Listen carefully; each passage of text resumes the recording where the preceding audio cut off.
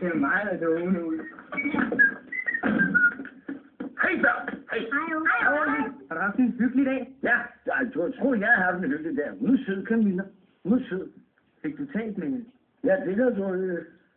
Men det vil sige, det var lidt vanskeligt. Altså, jeg strejfede det. For nu så har vi aftalt at mødes i aften kl. 8:30.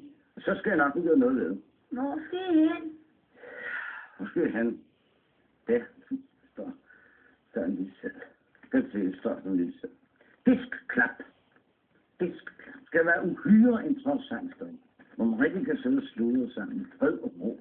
Skal ikke være bekymret for. Skal ikke være bekymret.